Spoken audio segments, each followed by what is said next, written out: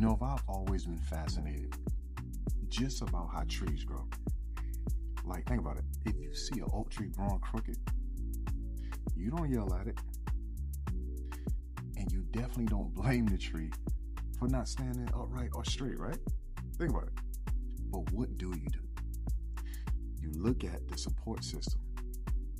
You check the stakes and the ties that's maybe trying to wreck it. But then you begin to realize that that tree has all the power it needs. It just hadn't been given the right framework to grow grapes, right? Think about it, the stability. Like, I've sat in that chair and I know the exhaustion of seeing the defiance and getting that phone call from school that feels even worse. But here's a universal truth. Growth always follows the path of least resistance. Unless there is a blueprint in place, which is exactly what our young men need. Right now, what you and I see as behavior problems is actually a high-powered leader trying to grow in a space that may be too small for him. Like, seriously, he isn't broken. He's just operating without a framework. He doesn't have a real blueprint. He often finds himself in what I like to call a tug of war, right? So we pull for compliance and definitely day one independence, right? We reach for reactive punishment because that's all that we know, that's all that we've been taught. Taking things away, or even grounding, or taking the phone. Y'all know how we do. But those tools, think about it, those tools are just unmatched. And it's like we're using a map of Florida trying to find our way around South Carolina or any other state that we want to be in. Like, our young men are wired for sovereignty. They want to stand alone. Like, they have a deep drive to be in control of their own life and actually start making decisions, right? But when we use force of compliance on a boy wired for leadership, it only creates misalignment and resistance. He feels managed instead of being led. And a leader will always rebel against being managed, guys. Y'all know what I'm talking about. So we got to put ourselves in their shoes sometime. In our work, we follow what's called the law of the lid, right? It's a young man's behavior will never rise above the lid of the system he lives in.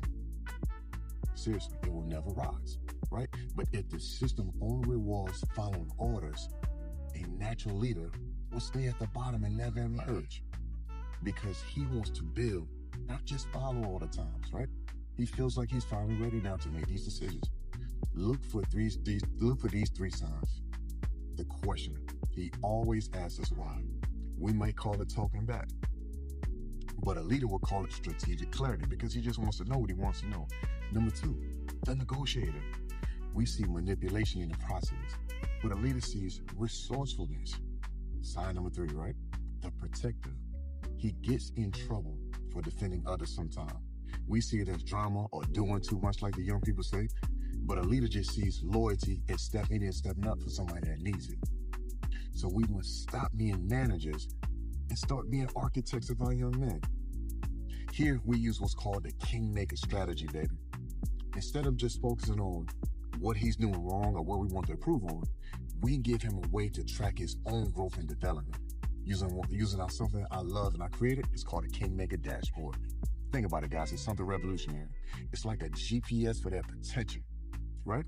So we look at three core metrics. Number one is self-regulation. I love that word. And then self-management, right? Okay. And then architecting of the new leader in you. And when that young man sees the data, you aren't just yelling anymore. Now you architecting and constructing and consulting a new leader. So you say to your son, your regulation score is down. There's a leak in your foundation, right? And then he automatically wants to go fix it or improve because he's now seeing improvement from the dashboard. That's what creates and helps our young men grow. Think about it this way. Imagine seeing your son 3 years from now. He runs into a problem. Think about it. He doesn't always have to come to you and I, but he looks and makes the right decision from the proven framework, and he begins to lead himself and govern himself correctly. That's what I like to call legacy building. right? And we are building sovereign young men who don't need a boss or a manager or warden to tell them what to do all the time. We want them to start making decisions on their own that reflect the leadership that they've built. So guys, I would love to help and serve you. If you want to know more about this foundation that we built to empower our young men for that next level, go to Kingmaker Solution and download your free leadership development course for our youth. And you won't be disappointed. And again, guys, let's stop managing behavior and start architecting and empowering our young people. I think, guys, one of the reasons why I'm so passionate about this movement is because that same at-risk kids that we all know or we've heard about, right? Maybe getting in trouble, fighting all the time, maybe being disruptive in class, or just not doing well, right? Socially awkward, or just don't fit, right? Or we just can't kind of make the significant breakthroughs that we want to help that young man. He's dealing with some internal identities that he don't really know how to communicate. And how do I know, Mr. Washington? How do you know? Because I've been that same at-risk kid. I've been that same young man, right? Because dad wasn't there and I didn't know how to communicate that problem, right? And so what I would do, I was act out in anger. I was fighting when it wasn't even an occasion to fight, but because I had so much built emotions and frustration and more questions and answers, I now then begin to lash out in the classroom, lash out on the football field, lash out in just social settings that wasn't called for those things. But I now realize if our young men can feel like they're beginning to make decisions in their own life that will move them forward and allow themselves to make the mistakes and learn as they go, with the support of mentors like myself, as well as leadership architects like myself and others, mentors, and you parents and educators, they are now more confident to open up and communicate. That's one.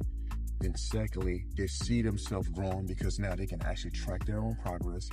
And then thirdly, your competence come from being confident, right? And the confidence come from actually doing the work that it takes to be this person that we envision them being and they envision themselves being, right? And so that's why I love this blueprint and how it has dramatically changed schools, man, community organization, and now families, which is even more powerful. And so guys, I would just encourage you to don't be so hard on our young men, but give them time with guidance, right? Keep the training wheels on, but allow them to make decisions and show them how this framework will help them be the man that they always wanted to be, to have the respect they desire to have, and be able to walk with even more confidence in the hallways, on the baseball field, the basketball court, the football field, or the tennis court, or whatever sports, right? This is the framework. This is the method, right? This is the structure that we've been missing in society to help our youth get back on track. One of the things you guys will always hear me say going forward is no more YNs, but YKs.